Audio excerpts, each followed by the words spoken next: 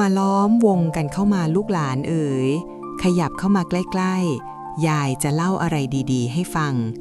วันนี้ยายมีเรื่องคาใจที่พวกเจ้าชอบถามกันนักว่ายายจ๋า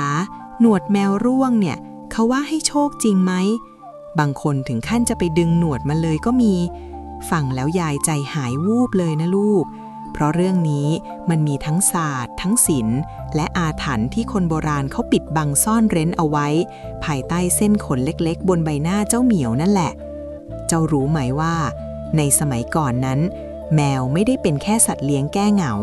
แต่มันคือสิ่งมีชีวิตที่ทำหน้าที่เป็นเสาอากาศเชื่อมต่อระหว่างโลกมนุษย์กับสิ่งที่มองไม่เห็นหนวดของมันนั่นแหละคือตัวรับสัญญาณชั้นดีที่รวบรวมพลังงานทั้งดีและร้ายเอาไว้ใครที่เก็บได้โดยบังเอิญนั่นนับเป็นวาสนาแต่ถ้าใครพยายามพรากมันมาด้วยความโลภแล้วก็จากโชคลาภจะกลายเป็นเคราะห์หนักที่เจ้าอาจจะคาดไม่ถึงเลยเชียวล่ะวันนี้ยายจะถอดรหัสความลับนี้ให้ฟังแบบหมดเปลือกตั้งแต่ตำราสมุดข่อยโบราณไปจนถึงจิตวิทยาที่ซ่อนอยู่ในการดูแลเจ้าเพื่อนสี่ขาพวกนี้รับรองว่าถ้าฟังจบ18ตอนนี้เจ้าจะมองหน้าเจ้าเหมียวที่บ้านไม่เหมือนเดิมอีกต่อไปสัญญาณจากจักรวาลบนใบหน้าเจ้าเหมียวคนโบราณเขาเชื่อกันว่าแมวคือสัตว์ที่มีสัมผัสที่6และอาวุธที่สำคัญที่สุดของมันไม่ใช่เล็บที่แหลมคมแต่คือหนวดที่ยื่นออกมาจากข้างแก้มพวกนั้นแหละลูกหนวดแนวเนี่ยนะในตำราโบราณเขาไม่ได้เรียกว่าหนวดเฉยๆแต่เขาเรียกว่าเส้นสัมผัสชะตาเจ้าลองนึกดูสิแมวเดินในที่มืดสนิทได้โดยไม่ชนอะไรเลยก็เพราะหนวดพวกนี้มันทำหน้าที่ตรวจจับแรงสั่นสะเทือนของอากาศลมพัดเบาๆหรือความเคลื่อนไหวของมดตัวเล็กๆมันรู้หมดแล้วเจ้าคิดหรือว่าพลังงานที่มองไม่เห็นอย่างโชคลาภหรือคราวเคราะห์ที่ลอยวนเวียนอยู่รอบตัวเราหนวดแมวจะรับรู้ไม่ได้ยายจะบอกให้ว่าหนวดแมวที่ร่วงหล่นเองตามธรรมชาติเปรียบเสมือนของขวัญที่แมวมอบให้กับเจ้าของที่มันรักและภักดีสมัยยายยังเด็กยายเคยเห็นทวดของยายท่านเป็นคนมีวิชาท่านจะเก็บหนวดแมวที่ร่วงอยู่บนที่นอนหรือตามพรมเช็ดเท้าเอามาใส่ตลับเงินเล็กๆไว้ท่านบอกว่าหนวดแมวที่ร่วงเองคือเครื่องรางมหาลาภที่ไม่ต้องปลุกเสกก็มีความขลังในตัวเพราะมันคือส่วนหนึ่งของสิ่งมีชีวิตที่นำโชคและป้องกันสิ่งชั่วร้ายแต่ลูกหลานต้องฟังยายให้ดีนะความขลังมันอยู่ที่การพบเจอโดยบังเอิญการที่เจ้าเดินไปแล้วตาดีเหลือบไปเห็นเส้นสีขาวใสแข็งๆตกอยู่นั่นแหละคือสัญญาณว่าโชคลาภกำลังจะพุ่งเข้าหาเจ้าหรืออาจจะเป็นการเตือนว่าเจ้ากำลังจะได้ลาภลอยแบบไม่คาดฝันแต่เจ้าเอ๋ยในทางกลับกันถ้าเจ้าเกิดความโลภเห็นว่าหนวดแมวขลังแล้วไปแอบตัดหรือไปดึงออกมาจากหน้าแมวทั้งที่มันยังไม่ถึงเวลาหลุดยายขอบอกเลยว่านั่นคืออัปมงคลอย่างยิ่งเพราะเจ้ากำลังทำลายอวัยวะที่ใช้รับสัมผัสของมันทำให้มันเสียขวัญและพิการทางความรู้สึกพลังงานที่เจ้าได้ไปแทนที่จะเป็นโชคลาภมันจะกลายเป็นพลังงานแห่งความเจ็บปวดและความอาฆาตเจ้าจะพบกับอุปสรรคในการทำมาหากินเหมือนกับแมวที่ขาดหนวดแล้วเดินชนนั่นชนนี่ไปทั่วคนสมัยก่อนเขาถึงได้สอนกันนักกันหนาว่าให้เมตตาต่อสัตว์เพราะสัตว์พวกนี้มันรู้คุณคนยิ่งเป็นแมวด้วยแล้วมันเป็นสัตว์ที่เลือกเจ้าของนะลูกถ้ามันไม่รักมันไม่อยู่ด้วยหรอกและถ้ามันไม่อยากให้โชคมันก็จะไม่ทิ้งสมบัติของมันไว้ให้เราเห็นหรอกจ้ะเจ้าลองสังเกตดูสิวันไหนที่เจ้าจิตใจผ่องใสทำบุญสุนทานมาหรือดูแลเจ้าเหมียวอย่างดีด้วยความรักวันนั้นเจ้าอาจจะเจอหนวดของมันร่วงอยู่ก็ได้นั่นแหละคือการบอกรักในแบบของมันและเป็นจุดเริ่มต้นของความเฮงที่ยายกำลังจะค่อยๆเล่าให้ฟังว่ามันมีที่มาที่ไปจากตำราแมวโบราณอย่างไรบ้างตำราแมวโบราณและมรดกจากสมุดข่อยเมื่อกี้ที่ยายเกริ่นเรื่องตำราโบราณไปเจ้าอาจจะสงสัยว่ามันมีจริงๆหรือไอ้ตำราที่ว่าเนี่ยมีสิลูกหลานเอ๋ยยายเคยมีโอกาสได้เห็นสมุดข่อยโบราณสมัยอยุธยาตอนปลายที่สืบทอดมาในตระกูลหมอยาเก่าในนั้นเขาเขียนเรื่องลักษณะแมวมงคลเอาไว้ละเอียดเชียวละทั้งแมววิเชียรมาศแมวสุภลักษณ์แมวโกนจาหรือแม้แต่แมวขาวมณีที่พวกเจ้ารู้จักกันดีแต่สิ่งที่น่าสนใจกว่ารูปลักษณ์ภายนอกคือบทบรรยายเรื่องอิทธิคุณของอวัยวะแมวที่ร่วงหล่นเอง ในตำราท่านว่าไว้แมวคือเทพเจ้าแห่งรัตติการมันทำหน้าที่ปกป้องบ้านเรือนจากหนูที่มาทำลายพืชพันธุ์ธัญญาหารซึ่งในสมัยก่อนข้าวปลาอาหารคือชีวิตใครมีแมวดีบ้านนั้นก็มั่งมีสีสุขเพราะไม่มีหนูมากวนใจแต่มากไปกว่านั้นหนวดแมวถูกยกย่องว่าเป็นเข็มทิศทิพย์เจ้าลองคิดดูสิในยุคที่ไม่มี GPS ไม่มีเข็มทิศดิจิทัลคนโบราณเขาใช้ธรรมชาติเป็นเครื่องนำทางและหนวดแมวนี่แหละที่นักเลงโบราณหรือพวกพ่อค้ามักจะพกติดตัวไว้ในฉายสบงหรือใส่ไว้ในหัวแหวนเหตุผลที่หนวดแมวมีความสำคัญมากในตำราโบราณก็เพราะความเชื่อที่ว่าแมวสามารถสื่อสารกับเจ้าที่เจ้าทางได้เจ้าเคยเห็นแมวเดินไปนัวเนียแถวศาลพระภูมิหรือชอบไปนอนใต้หิ้งพระไหมนั่นแหละลูกมันกำลังซึมซับพลังงานศักดิ์สิทธิ์หนวดของมันที่เป็นตัวรับสัญญาณจึงกลายเป็นตัวเก็บกักพลังงานเหล่านั้นไว้เมื่อถึงเวลาที่มันแก่ตัวลงหรือมีการผลัดเปลี่ยนหนวดเส้นเดิมที่อิ่มไปด้วยพลังงานก็จะหลุดร่วงออกมาใครที่ได้ไปครอบครองตามตำราท่านว่าจะเดินทางแคล้วคลาดจะค้าขายมีคนเมตตาเหมือนแมวที่ไปบ้านไหนเขาก็เอ็นดูหาปลามาให้กินแต่เจ้าต้องเข้าใจนะว่าแมวแต่ละประเภทในตำราก็ให้คุณเรื่องหนวดต่างกันไปด้วยอย่างถ้าเป็นหนวดของแมววิเชียรมาศเขาเชื่อจะให้คุณด้านยศถาบรรดาศักดิ์เหมาะกับข้าราชการหรือคนที่ทำงานปกครองคนส่วนถ้าเป็นหนวดของแมวสุภลักษณ์หรือแมวทองแดงอันนี้เด่นเรื่องเมตตามหานิยมค้าขายร่ำรวยพลิกวิกฤตเป็นโอกาสใครที่ตกอับถ้าได้หนวดแมวสุภลักษณ์ที่ร่วงเองมาบูชาชีวิตจะกลับมารุ่งโรจน์เหมือนสีขนของมันที่ดูเหมือนทองคำสุกปลั่งอยากที่เจ้าสังเกตลึกลงไปอีกนิดในตำราโบราณเขายังเน้นเรื่องความบริสุทธิ์ของจิตคนที่จะเก็บหนวดแมวแล้วขลังคือคนที่ไม่เคยมีเจตนาทำร้ายมันเลยแม้แต่นิดเดียวเจ้าต้องเป็นคนโปรดของมันจริงๆการที่แมวเลือกจะทิ้งหนวดไว้ในที่ที่เจ้าจะมองเห็นได้ง่ายเช่นบนหมอนที่เจ้านอนหรือบนโต๊ะทำงานที่เจ้าใช้หาเลี้ยงชีพนั่นคือความจงใจของดวงจิตสัตว์ที่มีต่อเจ้าของในตำราถึงเรียกว่าลาภลอยจากเพื่อนยากแล้วเจ้าเริ่มสงสัยหรือยังล่ะว่าแล้วถ้าเราเจอหนวดแมวที่ดูธรรมดาอย่างเจ้าแมวลายเสือหรือแมวสามสีข้างบ้านล่ะมันจะมีพลังเหมือนในตำราแมวชาววังพวกนั้นไหมยายจะบอกให้ว่าพลังของหนวดแมวมันไม่ได้ขึ้นอยู่กับสายพันธุ์พันล้านหมื่นล้านหรอกลูกแต่มันขึ้นอยู่กับสายใยระหว่างเจ้ากับมันและความลับของแมวสามสีหรือแมวสลิดที่เจ้าเห็นทั่วไปนี่แหละที่มีเรื่องราวความขลังที่คนโบราณเขาซ่อนเอาไว้ไม่ให้คนนอกรู้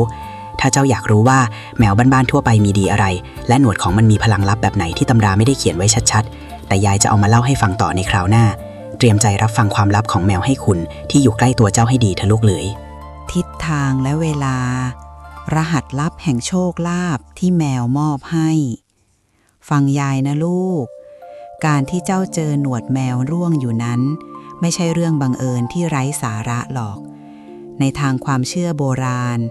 ทิศทางที่มันร่วงหล่นลงสู่พื้นดินมีนัยยะซ่อนอยู่เสมอเจ้าเคยสังเกตไหมว่าถ้าเจ้าเจอหนวดแมวหล่นอยู่หน้าธรณีประตูบ้านพอดิบพอดีนั่นท่านว่าเป็นสิริมงคลอย่างยิ่งนักเพราะประตูคือทางเข้าของพลังงานทั้งลมทั้งทรัพย์ทั้งผู้คนการที่แมวไปสะบัดหนวดทิ้งไว้ตรงนั้น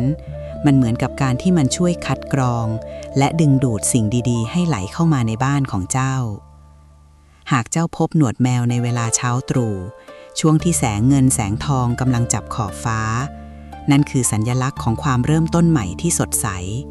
ลาภยศที่เจ้าหวังไว้จะมาถึงมือในเร็ววันเหมือนแสงอาทิตย์ที่ค่อยๆสว่างขึ้นแต่ถ้าเจ้าไปเจอเอาตอนพลบค่ำช่วงเวลาที่ผีตากผ้าอ้อมกำลังร่ายรำอันนี้เขาเป็นลาภลอยลาภจากการเสี่ยงโชคหรืออะไรที่ได้มาแบบไม่คาดฝันเหมือนกับแมวที่ออกล่าเหยื่อในความมืดยังไงอย่างนั้นแหละลูกยายจะบอกความลับอีกอย่างหนึ่งที่คนรุ่นใหม่ไม่ค่อยรู้กันนะทิศทางของหัวหนวดแมวที่ชี้ไปก็สำคัญนะจ๊ะถ้าหัวหนวดชี้ไปทางทิศตะวันออกท่านว่าเจ้าจะมีผู้อุปถัมภ์ค้ำชูเป็นผู้ใหญ่ที่เมตตาเอ็นดูหากชี้ไปทางทิศเหนือทรัพย์สินเงินทองจะไหลมาเทมาดังน้ำป่าไหลหลากแต่ถ้ามันหล่นอยู่กลางบ้านพอดิบพอดีอันนี้แหละที่ยายอยากให้เจ้าดีใจที่สุดเพราะมันหมายถึงความร่มเย็นเป็นสุขของคนในครอบครัวความเจ็บป่วยจะทุเลาความเศร้าจะจางหายไปแต่กุศโลบายที่ซ่อนอยู่ในการชั่งสังเกตของคนโบราณนั้นนั่นคือการสอนให้เราเป็นคนละเอียดรอบคอบลูกเอ๋ยการที่เจ้าจะเห็นเส้นขนเล็กๆหรือหนวดใสๆบนพื้นได้นั่นหมายความว่าเจ้าต้องมีสมาธิต้องใจเย็นและต้องดูแลความสะอาดบ้านเรือนอยู่เสมอเจ้าคิดดูสิถ้าบ้านสกปรกรกรุงรังไปด้วยขยะเจ้าจะไม่มีทางมองเห็นของขวัญชิ้นเล็กๆจากเจ้าเหมียวได้เลย ความโชคดีจึงมักจะอยู่คู่กับคนที่บ้านสะอาดและจิตใจที่จดจ่อเสมอยายเคยเห็นคนแถวบ้านยายคนหนึ่งนะเขาเป็นคนใจร้อนทำอะไรลวกๆวันๆเอาแต่บ่นว่าทำไมตัวเองไม่มีโชคเหมือนคนอื่นเขาบ้างยายเลยบอกให้เขาลองกลับไปทำความสะอาดบ้านดูสิจัดที่ทางให้เจ้าแมวที่เขาเลี้ยงไว้ให้ดีหน่อย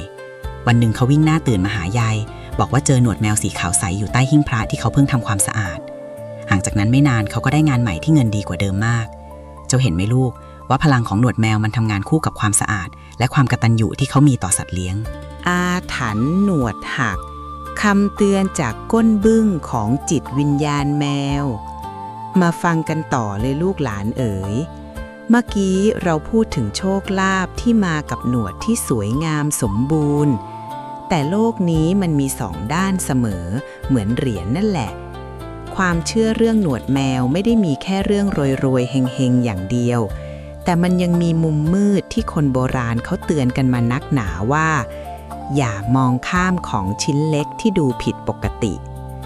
ถ้าวันหนึ่งเจ้าเกิดไปเจอหนวดแมวที่ร่วงอยู่แต่มันมีลักษณะหักกลางหรือมีรอยเหมือนถูกไฟลนจนหงิกงอทั้งที่เจ้าก็เลี้ยงมันอยู่ในบ้านปกติไม่ได้ไปโดนไฟที่ไหนยายขอให้เจ้าหยุดคิดสักนิดนะลูกในทางไสยศาสตร์โบราณเขาเชื่อว่าแมวมันได้รับพลังงานร้ายแทนเจ้าของไปแล้วหนวดของมันคือตัวรับแรงกระแทกจากสิ่งชั่วร้ายที่มองไม่เห็นไม่ว่าจะเป็นคุณไสยลมเพลมพัดหรือความอิจฉาริษยาที่ใครบางคนส่งมาถึงบ้านเจ้าแมวมันเป็นสัตว์ที่รักเจ้าของมากนะลูกมันยอมเจ็บยอมสละพลังชีวิตของมันเพื่อปกป้องคนที่ให้อาหารและที่พักพิงแก่มันเมื่อหนวดของมันรับพลังลบมาจนเกินจะรับไหวมันก็จะหักหรือหลุดร่วงออกมาในสภาพที่ดูไม่ดีถ้าเจ้าเจอแบบนี้ห้ามเอาไปใส่ตลับบูชาเด็ดขาดนะจ๊ะให้เจ้าเอาหนวดนั้นไปทิ้งที่ทางสามแพร่งหรือนำไปลอยน้ำเสียพร้อมกับบอกกล่าวว่าขอให้สิ่งไม่ดีทั้งหลายมาลายหายไปกับสายน้ำนั้นและที่สำคัญที่สุดยายต้องขอเตือนด้วยความรักและเป็นห่วงจริงๆว่าอย่าได้ริอ่านไปตัดหนวดแมวเพียงเพราะอยากได้โชคลาภเด็ดขาดใครที่ทำแบบนี้ยายบอกเลยว่าบาปกรรมนักเพราะหนวดสำหรับแมวมันไม่ใช่แค่ขนแต่มันคืออวัยวะที่ใช้บอกตำแหน่งและทรงตัวการที่เจ้าไปตัดมันคือการทำให้มันพิการไปชั่วคราวมันจะเดินเซมันจะกะระยะพลาดมันจะใช้ชีวิตด้วยความหวาดระแวงและความทุกข์ทรมานของมันนั่นแหละจะย้อนกลับมาหาเจ้าคนโบราณท่านว่าใครทำร้ายแมวยามตกอับจะไรที่พึ่งยิ่งถ้าทำร้ายเพื่อให้ได้มาซึ่งของมงคลของนั้นจะกลายเป็นอัปมงคลทันทีทรัพย์สินที่มีจะร่อยหรอการงานจะติดขัดเหมือนกับที่แมวเสียสมบูรณ์ในการเดินนั่นแหละชีวิตเจ้าก็จะเสียสมดุลไปด้วยยายเคยเห็นวัยรุ่นแถวนี้แอบตัดหนวดแมวไปใส่กรอบหวังจะถูกหวยผลคือไม่ถูกไม่พอแถมยังขี่รถล้มแขนหักไปหลายเดือนนั่นแหละลูกผลของการพลากสิ่งที่มันไม่ได้เต็มใจให้จำไว้ว่าความขลังมันมาจากจิตที่เมตตาและธรรมชาติที่จัดสรรเมื่อไหร่ที่เจ้าดูแลมันดีจนมันรู้สึกปลอดภัยมันจะทิ้งของดีไว้ให้เจ้าเองแบบไม่ต้องไปเรียกร้องอะไรเลยกุศโลบายเรื่องนี้สอนให้เรารู้จักการรอคอยและการเคารพในชีวิตผู้อื่นไม่ใช่จะเอาแต่ได้ฝ่ายเดียวความโลภมันบังตาจนมองไม่เห็นความจริงว่าโชคลาภที่มั่นคงต้องมาจากใจที่บริสุทธิ์แต่แล้วถ้าเรามีหนวดแมวที่สมบูรณ์ดีอยู่กับตัวแล้วล่ะเราจะเก็บรักษามันยังไงให้พลังมันไม่เสื่อมถอยเพราะหนวดแมวมันเป็นธาตุลมและธาตุไม้ตามตำราเก็บไม่ดีพลังก็จางหายไปได้ง่ายๆยายจะบอกเคล็ดลับการสวดคาถาบูชาหนวดแมวแบบโบราณที่ไม่มีในเน็ตให้ฟังรวมถึงวิธีการทำตลับมหาลาภที่ถูกต้องว่าเขาต้องวางคู่กับอะไรถึงจะช่วยหนุนดวงเจ้าให้พุ่งทะยานได้แบบหยุดไม่อยู่อยากรู้แล้วใช่ไหมล่ะว่าต้องเตรียมอะไรบ้างฟังยายให้ดีในตอนหน้านะลูกนะตลับมหาลาภและการผนึกพลังธาตุลมฟังยายนะลูกหนวดแมวในทางวิชาโบราณท่านจัดเป็นว่าธาตุลมเพราะมันไวต่อสัมผัสและการสั่นสะเทือนของอากาศลมคือสิ่งที่นำพาข่าวสารและโอกาสมาให้เราดังนั้นการเก็บรักษาหนวดแมวไม่ใช่แค่เอาใส่ซองพลาสติกแล้วโยนไว้ในลิ้นชักนะแบบนั้นพลังงานมันจะถูกปิดกั้นจนหมดสิ้นยายจะบอกเคล็ดลับที่สืบทอดกันมาแต่ช้านานว่าคนสมัยก่อนเขาทำตลับมหาลาภกันอย่างไรอย่างแรกเลยลูกเอ๋ย เจ้าต้องหาตลับที่ทำจากโลหะที่มีค่าจะเป็นเงินเป็นทองเหลืองหรือถ้าหาไม่ได้จริงๆก็เป็นตลับไม้จันหอมก็ได้ลูกเพราะโลหะและไม้มงคลจะเป็นตัวกักเก็บพลังงานได้ดีกว่าพลาสติกที่ทำจากสารเคมีสมัยใหม่ในก้นตลับนั้นยายอยากให้เจ้าหาผ้าแพรสีแดงหรือสีชมพูผืนเล็กๆมารองเอาไว้สีแดงคือธาตุไฟที่จะช่วยกระตุ้นพลังงานของธาตุลมในหนวดแมวให้ทำงานได้รวดเร็วขึ้นเหมือนกับลมที่พัดผ่าเปลวไฟให้ลุกโชนนั่นแหละจ้ะแต่ความลับที่สำคัญที่สุดคือเครื่องหอมลูกหลานเอ๋ยหนวดแมวเขาชอบความสะอาดและความหอมเจ้าควรจะใส่เกสรดอกไม้แห้งลงไปในตลับด้วยเช่นเกสรดอกมะลิหรือดอกพิกุลแห้งกลิ่นหอมเหล่านี้จะช่วยดึงดูดเทวดาและสิ่งศักดิ์สิทธิ์ให้มาสถิตและประทานพรผ่านหนวดแมวนั้นเมื่อเจ้าบรรจุหนวดแมวลงไปแล้วให้เจ้าตั้งจิตให้มั่นนึกถึงพระคุณของเจ้าเหมียวที่มอบของขวัญชิ้นนี้ให้แล้วกล่าวคำภาวนาสั้นๆว่าเมตตากุณนังอรหังเมตตาท่องไปเรื่อยๆจนใจสงบเจ้าจะรู้สึกได้ถึงความอบอุ่นที่แผ่ออกมาจากตลับนั้นยายจะเล่าเรื่องของป้าแถวบ้านให้ฟังคนหนึ่งแกชื่อป้าอิ่มนี่แกเป็นคนอภัพโชคมาทั้งชีวิตนะลูกทำมาค้าขายอะไรก็เงียบเหงาไปหมดจนกระทั่งแกไปเจอหนวดแมวสีขาวใสหล่นอยู่บนเขียงที่แกขายหมูป้าอิ่มแกจำคำยายได้แกเอาหนวดนั้นไปใส่ตลับเงินบุด้วยผ้าแดงอย่างที่ยายบอกแล้วแกก็ไหว้ขอบคุณเจ้าเหมียวทุกวันเชื่อไหมว่าจากที่เคยขายหมูไม่หมดจนต้องเอาไปแจกกลายเป็นว่ามีคนมารอคิวตั้งแต่ตียังไม่สี่หมูหมดเกลี้ยงตั้งแต่วงพระยังไม่เดินบิณฑบาตเสียด้วยซ้ำทำไมถึงเป็นแบบนั้นล่ะเพราะการที่ป้าอิ่มแกตั้งใจเก็บรักษาหนวดแมวอย่างดีมันทำให้แกมีจุดศูนย์รวมจิตใจแกเริ่มมีความหวังมีรอยยิ้มเวลาลูกค้าเดินมาหาแกก็ยิ้มแย้มแจ่มใสเพราะเชื่อว่าตัวเองมีของดีอยู่กับตัวพลังงานบวกจากตัวแกบวกกับพลังงานของหนวดแมวที่แกบูชาด้วยความกตัญญูมันเลยดึงดูดลูกค้าให้เข้ามาหาแกไม่ขาดสายนี่แหละลูกคือการทำงานของลาภที่มากับลมแต่อย่าลืมนะลูกว่าตลับมหาลาภนี้เจ้าห้ามเอาไปวางในที่อโคจรเด็ดขาดห้ามวางในห้องน้ำหรือที่คนเดินข้ามเพราะจะทำให้พลังงานหม่นหมองเจ้าควรวางไว้บนหิ้งพระหรือในที่สูงที่เจ้ามองเห็นได้ง่ายเพื่อที่ทุกครั้งที่เจ้าเห็นตลับนี้จะได้นึกถึงความรักและความผูกพันที่มีต่อเจ้าเหมียวความกตัญญูของเจ้านี่แหละคือน้ำใหม่หล่อลื่นชั้นดีที่ทำให้ล้อแห่งโชคชะตาหมุนไปในทางที่เจริญเจ้าเริ่มรู้สึกหรือยังว่าความขลังมันไม่ได้อยู่ที่เส้นขนเพียงอย่างเดียวแต่มันอยู่ที่กระบวนการที่เจ้าปฏิบัติต่อมันด้วยความเคารพแต่ลูกรู้ไหมว่าบางครั้งหนวดแมวก็มีความลับที่ลึกซึ้งกว่านั้นมันไม่ได้ให้แค่เงินทองนะแต่มันยังสามารถเชื่อมโยงจิตวิญญาณของเจ้าเข้ากับดวงวิญญาณของแมวจนเจ้าสามารถรับรู้ถึงเหตุการณ์ล่วงหน้าได้ราวกับมีตาทิพย์เจ้าอยากรู้ไหมว่าความรู้สึกสังหรณ์ใจที่เกิดจากหนวดแมวมันเป็นอย่างไรสายใยทิพย์เมื่อดวงจิตแมวและคนประสานกันเมื่อกี้เราพูดถึงการเก็บรักษาเพื่อดึงโชคลาภแต่เจ้าเคยสงสัยไหมว่าทำไมแมวบางตัวถึงเลือกจะให้หนวดกับเจ้าของคนนี้แต่ไม่ยอมให้คนอื่นเลยแม้แต่ในบ้านเดียวกันแมวอาจจะเดินไปทิ้งหนวดไว้บนเตียงของลูกชายแต่ไม่เคยทิ้งไว้ให้พ่อแม่เห็นเลยสักครั้งเรื่องนี้มันไม่ใช่เรื่องบังเอิญนะลูกแต่มันคือสิ่งที่คนโบราณเรียกว่าสายใยทิพย์หรือการสื่อสารทางจิตระหว่างสัตว์กับมนุษย์ในวิถีของแมวนั้นมันเป็นสัตว์ที่มีโลกส่วนตัวสูงมากแต่มันจะมีประสาทสัมผัสที่ไวต่อคลื่นความถี่ของจิตใจคนเราลูกเอ๋ยถ้าเจ้ามีความเครียดความโกรธหรือความโลภบังตาคลื่นพลังงานรอบตัวเจ้าจะขุ่นมัวแมวมันจะรู้สึกอึดอัดและไม่อยากเข้าใกล้แต่ถ้าเจ้าเป็นคนที่มีจิตใจเมตตามีความสงบเย็นพลังงานของเจ้าจะนุ่มนวลเหมือนสำลีแมวจะชอบมานัวเนียมาคลอเคลียและเมื่อมันรู้สึกว่าเจ้าเป็นจ่าฝูงที่น่าเคารพหรือเป็นแม่ที่แสนอบอุ่นมันจะยอมเปิดประตูมิติแห่งความโชคดีให้เจ้าการที่มันทิ้งหนวดไว้ให้เจ้าคือการที่มันบอกว่าฉันวางใจในตัวเธอนะและฉันจะแชร์ประสาทสัมผัสของฉันให้เธอด้วยเจ้าเชื่อไหมว่าคนที่บูชาหนวดแมวที่ได้มาด้วยความรักมักจะมีลางสังหรณ์ที่แม่นยำขึ้นบางคนอยู่ดีๆก็ไม่อยากออกจากบ้านในวันที่อาจจะเกิดอุบัติเหตุหรือบางคนอยู่ดีๆก็อยากโทรหาเพื่อนเก่าที่กำลังจะพาโชคใหญ่มาให้ความรู้สึกเหล่านี้มันไม่ใช่เรื่องบังเอิญ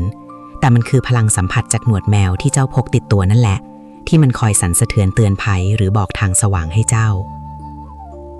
ยายมีเรื่องเล่าจากปู่ของยายเอง ท่านเป็นพรานป่าเก่าเวลาท่านจะเข้าป่าลึกท่านจะพกหนวดแมวสีดำสนิทที่ได้จากแมวโกนจาคู่ใจใส่ไว้ในด้ามมีดหมอท่านบอกว่าเวลาเดินในป่าที่มืดมิดถ้าหนวดแมวในด้ามมีดเริ่มสั่นหรือท่านรู้สึกวูบวาบที่ปลายนิ้วท่านจะหยุดทันทีและทุกครั้งที่ท่านหยุดท่านมักจะรอดพ้นจากเสือที่ดักซุ่มอยู่ข้างหน้า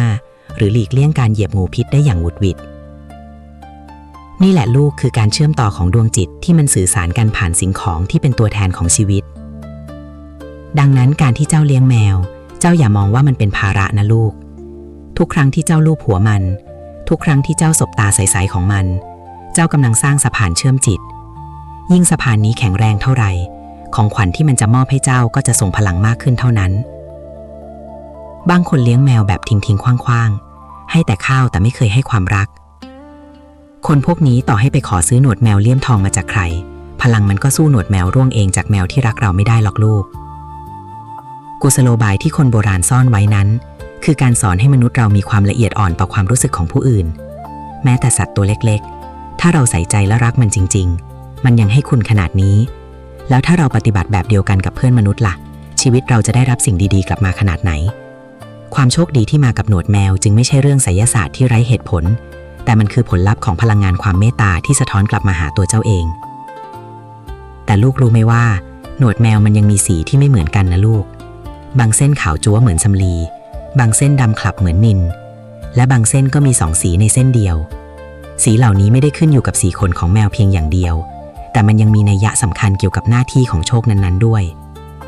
เจ้าอยากรู้ไหมว่าถ้าเจ้าเจอหนวดสีแปลกๆหรือหนวดที่หนาเป็นพิเศษมันกำลังบอกใบ้ถึงทรัพย์สมบัติประเภทไหนที่กำลังจะเดินทางมาหาเจ้าเตรียมหูไว้ฟังเรื่องสีสันแห่งโชคลาภในตอนต่อไปให้ดีนะลูกนะมันจะทำให้เจ้าต้องกลับไปส่องดูหนวดแมวที่บ้านอย่างละเอียดแน่นอนรหัสสีแห่งมหาลาภขาวบริสุทธิ์ถึงดำคลับทรงพลังฟังยายนะลูกหลานเวลาที่เจ้าก้มลงเก็บหนวดแมวได้สักเส้นหนึ่งสิ่งแรกที่เจ้าจะเห็นคือสีของมันใช่ไหมบางเส้นก็ขาวจั๊วเหมือนสำลีบางเส้นก็ออกเหลืองนวลเหมือนทองคำและบางเส้นที่หายากนักหนาคือสีดำสนิทเหมือนนิลสีเหล่านี้แหละคือตัวบ่งบอกว่าโชคลาภที่กำลังจะมาหาเจ้าเป็นรูปแบบไหนเริ่มจากหนวดสีขาวใสก่อนเลยลูกอันนี้เจอง่ายที่สุดและเป็นมงคลพื้นฐานที่ครอบคลุมทุกด้านสีขาวคือธาตุบริสุทธิ์ท่านเปรียบเสมือนรัศมีของพระจันทร์ใครที่เก็บหนวดสีขาวได้ท่านว่าชีวิตจะร่มเย็นเป็นสุขความทุกข์ที่เคยเกาะกินใจจะค่อยๆจางไปเหมือนหมอกตอนเช้าเหมาะมากสำหรับคนที่ทำมาค้าขายแบบซื่อสัตย์สุจริตเพราะมันจะช่วยดึงดูดลูกค้าที่มีศีลมีธรรมเข้ามาหาเจ้าสังเกตไหมล่ะเวลาเจ้าเห็นแมวที่มีหนวดสีขาวสะอาดตามันดูน่าเอ็นดูขนาดไหน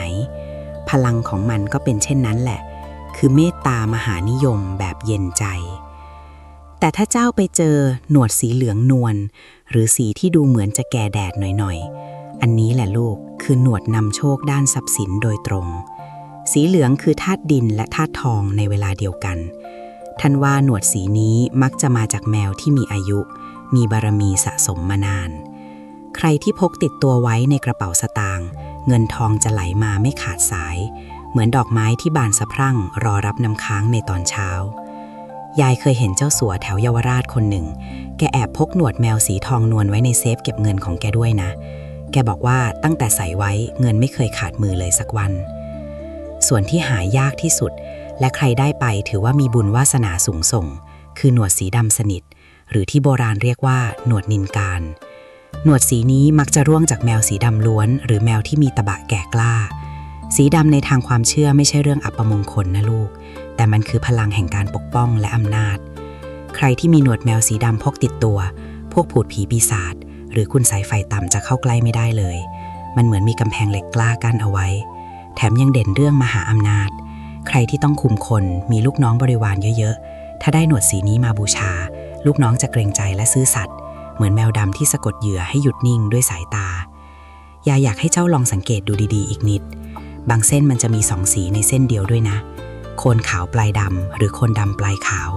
อันนี้เขาเรียกว่าหนวดหยินหยางหรือหนวดปรับสมดุลใครที่ชีวิตกำลังวุ่นวายเดี๋ยวดีเดี๋ยวร้ายหาความแน่นอนไม่ได้ถ้าได้หนวดสองสีมาบูชาท่านว่าจะช่วยปรับธาตุในตัวให้สมดุลลาภยศที่เคยหลุดลอยจะกลับมาอยู่กับร่องกับรอยมากขึ้นกุศโลบายเรื่องสีหนวดแมวนี้ยายมองว่ามันเป็นการสอนให้เราเป็นคนช่างสังเกตและเห็นค่าในรายละเอียดโลกนี้ไม่มีอะไรที่เหมือนกันไปหมดหรอกลูกแม้แต่หนวดแมวเส้นเล็กๆยังมีคุณสมบัติที่ต่างกันชีวิตคนเราก็เหมือนกันนะเจ้าต้องรู้จักเลือกใช้ความสามารถของตัวเองให้ถูกที่ถูกเวลาเหมือนกับการเลือกบูชาสีหนวดให้ถูกกับดวงชะตานั่นแหละ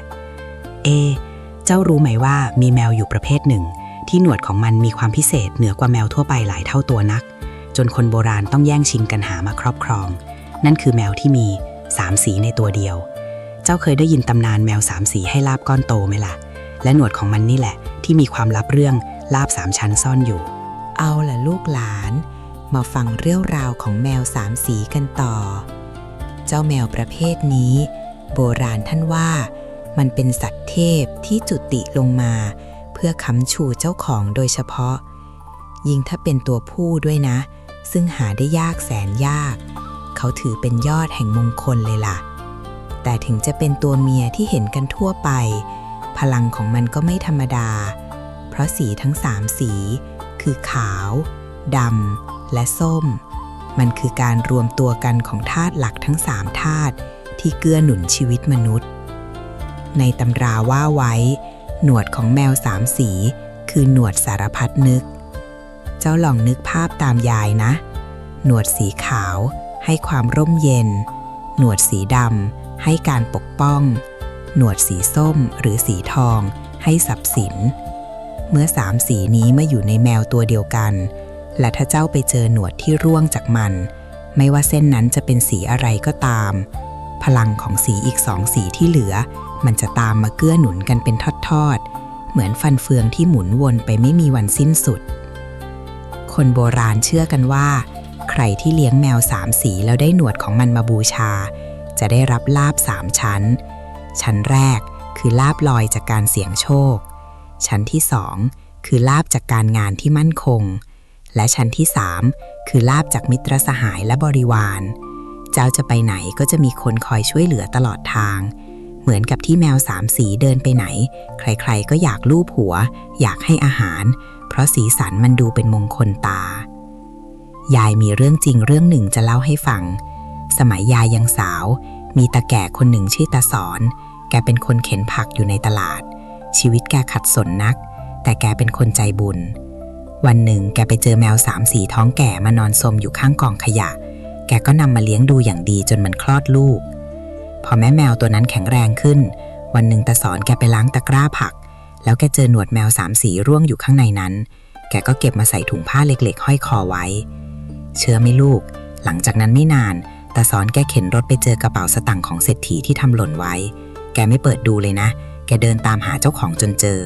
เศรษฐีคนนั้นซาบซึ้งในความซื่อสัตย์ของแกมากเลยมอบที่ดินทำเลทองในตลาดให้แกเช่าถูกๆเพื่อเปิดร้านผักเป็นของตัวเองจากคนเข็นผักกลายเป็นเจ้าของแผงผักรายใหญ่และแกก็เจอกระเป๋าสตางค์ใบนั้นในวันที่แกได้หนวดแมวมานั่นแหละนี่แหละที่เขาเรียกว่าลาภ3ชั้นคือได้ทั้งทรัพย์ได้ทั้งโอกาสและได้ทั้งชื่อเสียงความดีแต่กุศโลบายที่ซ่อนอยู่หลังเรื่องแมว3สีนี้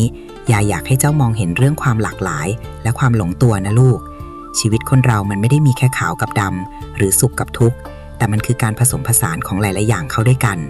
การที่เจ้าจะประสบความสำเร็จได้เจ้าต้องมีทั้งความรู้สีขาว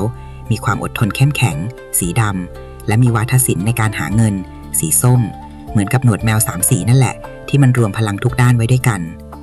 แต่ทว่าความโชคดีมันไม่ได้ขึ้นอยู่กับสีอย่างเดียวหรอกนะลูกจำนวนของหนวดที่เจ้าเก็บได้ในแต่ละครั้งหรือตัวเลขที่เกี่ยวพันกับการพบเจอนั้นมันก็มีรหัสลับที่โลกวิญญาณส่งถึงเจ้าด้วยเหมือนกัน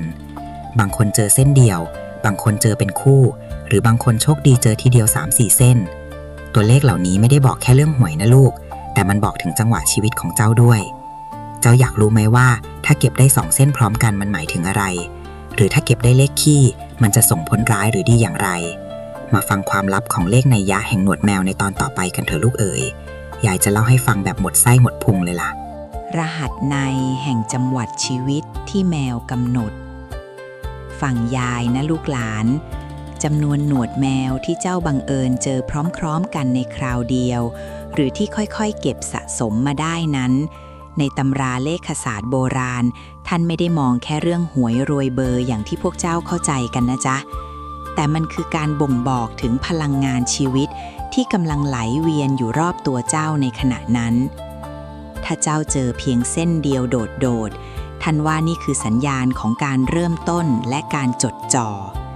ในช่วงนั้นเจ้าอาจจะมีโปรเจกต์งานใหม่หรือมีความคิดอะไรบางอย่างผุดขึ้นมาในหัวการที่เจ้าเจอหนวดเพียงเส้นเดียวคือการเตือนว่าอย่าทำอะไรหลายอย่างพร้อมกันนะลูกให้เลือกทำสิ่งที่สำคัญที่สุดเพียงอย่างเดียวเหมือนกับปลายหนวดแมวที่มุ่งตรงไปข้างหน้าเพื่อสัมผัสเป้าหมายลาภที่ได้จะเป็นลาภก้อนเล็กรสหวานที่จะนำไปสู่ความสำเร็จที่ยิ่งใหญ่ในอนาคตมันคือเลขแห่งเอกเทศและความเป็นหนึ่งแต่ถ้าวันดีคืนดีเจ้าเปิดผ้าห่มมาแล้วเจอหนวดแมววางคู่กัน2 เส้นพอดิบพอดีอันนี้ยายบอกเลยว่าเตรียมรับข่าวดีเรื่องความสัมพันธ์และการสนับสนุนได้เลยลูกเลข2คือเลขคู่คือความสมดุลทันว่าเจ้าจะเจอหุ้นส่วนที่ดีจะได้เพื่อนร่วมงานที่รู้ใจหรือแม้แต่คนโสดก็อาจจะเจอคู่บุญที่เกื้อหนุนกันใครที่มีปัญหาทะเลาะเบาะแว้งกับคนรอบข้างถ้าเก็บหนวดคู่ได้ในเวลานั้นความขัดแย้งจะคลี่คลายเหมือนเส้นไหมที่คลายปมออกพลังของมันคือความปรองดองและการเจรจาที่เลิศที่พิเศษขึ้นไปอีกคือถ้าเจ้าเจอ3 เส้นนี่คือเลขแห่งความมั่นคงเหมือนขาอย่างเตาไฟที่ไม่มีวันล้มลูกเอ๋ในทางความเชื่อไทยเลข3สัมพันธ์กับพระรัตนตรัยและในทางโลกคือรากฐานของชีวิตได้แก่การงานการเงินและความรักถ้าเจ้าเก็บได้3 เส้นพร้อมกันท่านว่าจังหวะชีวิตของเจ้ากำลังเข้าสู่ช่วงขาขึ้นที่มั่นคงลาภผลที่ได้จะไม่ได้มาแบบวูบวาบแล้วหายไปแต่มันจะค่อยๆพอกพูนขึ้นเรื่อยๆเหมือนน้ำซึมเบาะทรายเป็นช่วงเวลาที่เจ้าควรจะลงทุนหรือขยับขยายกิจการเพราะมีฐานรองรับที่แข็งแรงแล้วยายเคยมีหลานคนหนึ่งนะเขามาปรึกษายายว่าอยากจะลาออกจากงานประจำมาทำธุรกิจเองยายเลยบอกว่าให้ไปลองสังเกตดูสิว่าเจ้าเหมียวที่บ้านมันจะให้อะไรไหมเชื่อไหมลูกวันที่เขาตัดสินใจจะยื่นใบลาออกเขาเจอหนวดแมวสีขาวใส4 เส้นร่วงอยู่บนโต๊ะคอมพิวเตอร์พอดิบพอดีเลข4ในตำราว่าไว้คือเลขแห่งการสื่อสารและทิศทั้ง4ท่านว่าจักษุจะกว้างไกลจะมีชื่อเสียงขจรกระจายไปทุกทิศหลานคนนั้นเขาเลยมั่นใจแล้วลุยเต็มที่ตอนนี้กลายเป็นเจ้าของธุรกิจส่งออกที่มีคู่ค้าอยู่ทั่วสารทิศจริงๆแต่ลูกต้องระวังนะถ้าเจอเลขคี่ที่มากกว่า3เช่น5หรือ7 เส้นขึ้นไปท่านว่ามันคือพลังที่เกินพอดีช่วงนั้นเจ้าอาจจะได้รับโอกาสเข้ามาเยอะเกินไปจนเลือกไม่ถูกหรือเกิดความวุ่นวายใจเพราะลาภมากเกินวาสนาจะรับไหววิธีแก้คือเมื่อเจ้าเก็บได้เยอะขนาดนั้นเจ้าต้องแบ่งปันลูกเอ๋อย่าเก็บไว้คนเดียวเอาโชคที่ได้ไปทำบุญไปช่วยเหลือสัตว์ยากไร้เพื่อเป็นการกระจายพลังงานให้สมดุลไม่ให้โชคลาภนั้นกลายเป็นดาบ2 คมที่ย้อนกลับมาทิ่มแทงเราเพราะความโลภที่ทับถมกุศโลบายเรื่องจำนวนนี้ยายอยากสอนให้เจ้าเห็นถึงความพอดีและจังหวะเวลาชีวิตคนเรามันมีทั้งช่วงที่ต้องอยู่คนเดียวเพื่อทบทวนเลข1ช่วงที่ต้องหาพันธมิตรเลข2และช่วงที่ต้องสร้างรากฐานเลข3การที่เจ้าเก็บหนวดแมวได้ในจำนวนที่ต่างกันมันคือการเตือนสติให้เจ้ากลับมามองดูตัวเองว่าตอนนี้เราควรทำอะไรและสถานะจิตใจเราพร้อมรับมือกับสิ่งที่จะเข้ามามากน้อยแค่ไหนแต่อย่าเพิ่งดีใจไปนะลูกต่อให้เจ้าเก็บได้เลขมงคลแค่ไหนแต่ถ้าหนวดเส้นนั้นมันสกปรกมอมแมมหรือเจ้าเก็บมันมาจากที่ไม่เหมาะสมพลังงานของมันก็จะถูกบดบังด้วยสิ่งอัปมงคลเหล่านั้นยายจะบอกให้ว่าขั้นตอนการชำระล้างและเตรียมใจก่อนจะนำของมงคลนี้เข้าบ้านน่ะสำคัญไม่แพ้การหามาเลยล่ะเจ้าอยากรู้ไหมว่าทำไมเราต้องเอาน้ำค้างมาประพรมหนวดแมวหรือทำไมความสะอาดของมือเราถึงมีผลต่อความขลังพิธีชำระธาตุการล้างอาถรรพ์และเปิดรับพลังบริสุทธิ์มาฟังต่อกันนะลูกหลานเมื่อกี้เราคุยเรื่องจำนวนไปแล้วตอนนี้ยายจะเข้าเรื่องที่เคร่งครัดขึ้นมาอีกหน่อยนั่นคือเรื่องของความบริสุทธิ์เจ้าเคยสังเกตไหมว่าของขลังบางอย่างทำไมคนหนึ่งใช้แล้วดีแต่อีกคนใช้แล้วเงียบหายส่วนหนึ่งมันอยู่ที่ว่าเจ้าล้างพลังงานลบออกไปหรือยังหนวดแมวก็เช่นกันลูกมันร่วงมาจากสัตว์ที่เดินลุยดินลุยฝุ่นหรือบางทีมันอาจจะตกอยู่ในซอกหลืบที่เต็มไปด้วยหยากใยและสิ่งปฏิกูลคนโบราณท่านสอนนักสอนหนาว่าก่อนจะรับพร ต้องล้างภาชนะให้สะอาดภาชนะในที่นี้หมายถึงทั้งตัวหนวดแมวเองและที่สำคัญที่สุดคือใจของเจ้าลูกเอ๋ยยายจะบอกเคล็ดลับการชำระล้างหนวดแมวแบบที่ยายทำสืบต่อมาจากบรรพบุรุษนะจ๊ะเมื่อเจ้าเก็บหนวดแมวมาได้อย่าเพิ่งเอาเข้ากระเป๋าสตางค์ทันทีให้เจ้าหาขันน้ำเล็กๆใส่น้ำสะอาดหรือถ้าจะให้ดีที่สุดคือน้ำฝนกลางแจ้งหรือน้ำค้างที่เกาะตามยอดหญ้าในตอนเช้ามืดเพราะนั่นคือน้ำทิพย์ที่มีพลังแห่งการเริ่มต้นและการกำเนิดเจ้าเพียงแค่ประพรมน้ำนั้นลงบนหนวดแมวเบาๆพร้อมกับตั้งจิตภาวนาว่าขอให้ความมัวหมองจงหายไปความใสกระจ่างจงกลับมาการทำแบบนี้ไม่ใช่แค่การล้างฝุ่นออกนะลูกแต่มันคือการปลุกพลังงานธาตุลมในหนวดให้ตื่นขึ้นจากการหลับไหลเจ้าต้องทำด้วยความนุ่มนวลที่สุดประหนึ่งว่าเจ้ากำลังลูบหัวเจ้าเหมียวตัวโปรดของเจ้านั่นแหละความอ่อนโยนของมือเจ้าจะสื่อสารผ่านน้ำไปถึงจิตวิญญาณที่สถิตอยู่ในหนวดนั้นนอกจากตัวหนวดแล้วพื้นที่ที่เจ้าจะนำมันไปวางก็ต้องชำระล้างด้วยนะลูกยายเคยเห็นบางคนเอาหนวดแมวไปวางไว้หลังตู้เย็นที่เต็มไปด้วยคราบน้ำมันหรือวางไว้ข้างกองขยะในห้องทำงานแบบนั้นต่อให้หนวดวิเศษแค่ไหนก็ให้โชคไม่ได้หรอกกุศโลบายตรงนี้คนโบราณท่านต้องการสอนให้เราเป็นคนรักสะอาดและมีระเบียบบ้านที่สะอาดคือบ้านที่มีเทวดาคุ้มครองทรัพย์จะไหลเข้าได้สะดวกลาภจะมองเห็นเราชัดเจนขึ้นเจ้าลองนึกภาพตามยายนะถ้าใจเจ้าขุ่นมัวเต็มไปด้วยความโกรธแค้นหรือความเครียดจากการทำงานแล้วเจ้าก็หยิบหนวดแมวขึ้นมาพร่ำบ่นขอหวยขอรวยพลังงานที่เจ้าส่งออกไปมันเป็นพลังงานสีดำลูกหนวดแมวที่เป็นเหมือนเสาอากาศมันก็จะรับเอาความขุ่นมัวนั้นไว้แล้วสะท้อนกลับมาหาเจ้าในรูปแบบของความวุ่นวายดังนั้นพิธีชำระธาตุที่สำคัญที่สุดคือการทำใจให้ว่างก่อนจะหยิบจับของมงคลเหล่านี้ยายมักจะสอนลูกหลานเสมอว่าก่อนจะไหว้หรือขอพรจากหนวดแมวให้เจ้าไปล้างมือล้างหน้าให้เย็นใจเสียก่อนสูดลมหายใจเข้าลึกๆให้เห็นถึงความเมตตาที่เจ้ามีต่อแมวตัวนั้นนึกถึงวันที่เจ้าให้ข้าวให้อาหารมันนึกถึงวันที่มันเดินมาโนเนียหัวใจเจ้าความรู้สึกอิ่มเอมนี่แหละคือตัวเปิดสัญญาณโชคลาภที่แรงที่สุดแรงกว่าคาถาบทไหนในโลกเสียอีกนิมิตในนิทราเมื่อวิญญาณแมวมาบอกทางรวยฟังยายนะลูกหลานความฝันที่เกิดขึ้นหลังจากที่เจ้าได้ครอบครองหนวดแมวมงคลนั้นไม่ใช่เรื่องเพ้อเจ้อหรือธาตุพิการแน่นอนในตำราโบราณท่านเรียกว่านิมิตแมวมาโปรดเจ้าเคยสงสัยไหมว่าทำไมบางคนถึงฝันเห็นแมวมานั่งเลียหน้าหรือฝันว่าแมวคาบของบางอย่างมาวางไว้แทบเท้านั่นแหละลูกคือการสื่อสารที่ข้ามพ้นขีดจำกัดของภาษาไปสู่โลกของจิตวิญญาณหากในคืนที่เจ้าได้หนวดแมวมาแล้วเจ้าฝันเห็นแมวสีขาวบริสุทธิ์มาเดินรอบตัวเจ้าท่านว่านั่นคือนิมิตแห่งโชคลาภที่บริสุทธิ์เจ้าจะได้ลาภจากความเมตตาของผู้ใหญ่หรือสิ่งที่เจ้าเพียรพยายามทำมานานจะเริ่มออกดอกออกผลแต่ถ้าฝันเห็นแมวสีส้มหรือสีทองมานอนอยู่บนตักนั่นคือสัญญาณของขุมทรัพย์ที่กำลังจะเปิดออกเตรียมตัวให้ดีนะลูกเพราะโอกาสทางการเงินก้อนใหญ่กำลังจะพุ่งเข้าหาเจ้าแบบไม่ทันตั้งตัวเหมือนแมวที่ตะครุบเหยื่อได้แม่นยำนั่นแหละแต่สิ่งที่น่าสนใจและต้องระวังก็มีนะลูก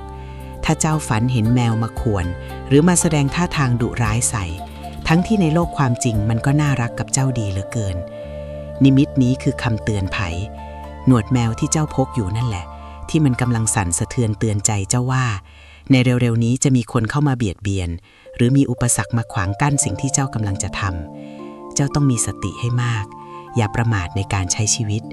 และให้รีบทำบุญอุทิศส่วนกุศลให้เจ้าที่เจ้าทางและเจ้าเหมียวของเจ้าเสีย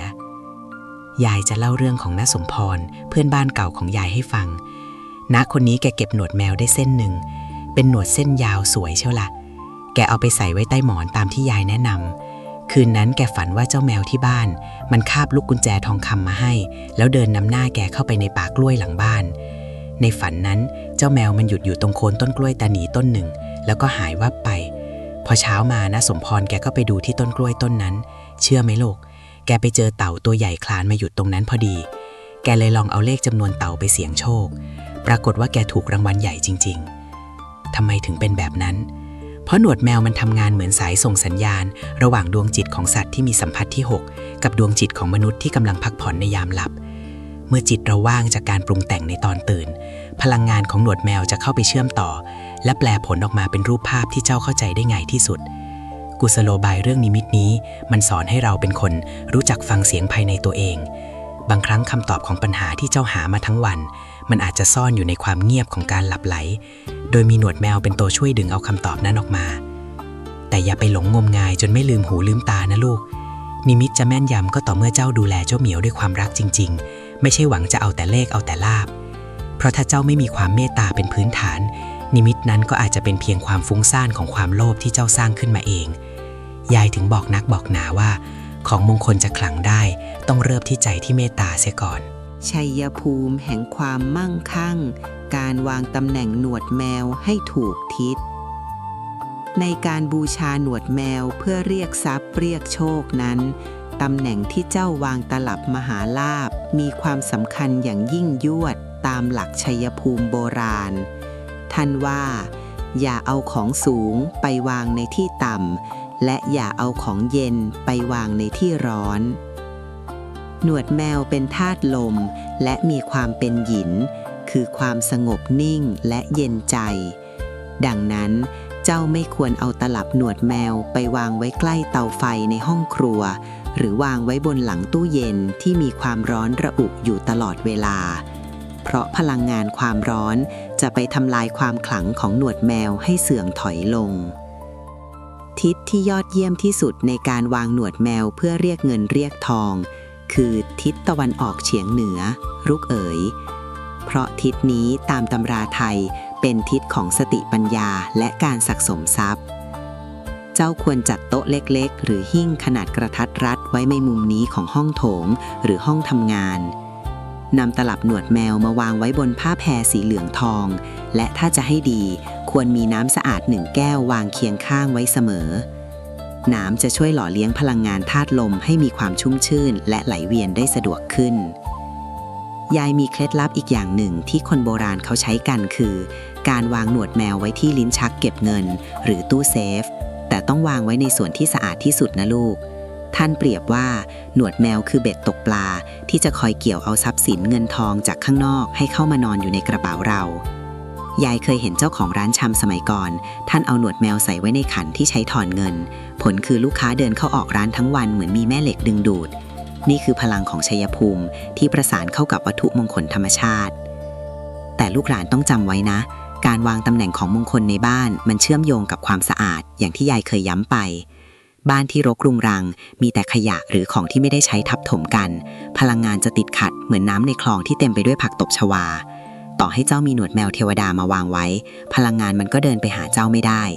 ดังนั้นกุศโลบายเรื่องนี้จึงสอนให้เรารู้จักการจัดระเบียบชีวิตและการดูแลรักษาที่อยู่อาศัยให้โปร่งโล่งสบายอยู่เสมอ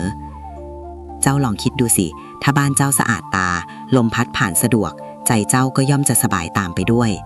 เมื่อใจสบายสติปัญญาก็จะเกิดและเมื่อมีสติปัญญาการจะหาเงินหาทองหรือแก้ปัญหาชีวิตมันก็ง่ายเหมือนปลอกกล้วยเข้าปาก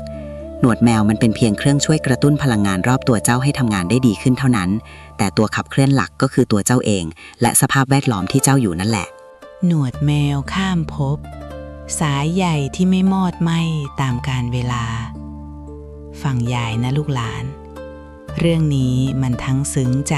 และน่าขนลุกไปพร้อมๆกันมีคนชอบมาถามยายบ่อยเหลือเกินว่ายายจ๋า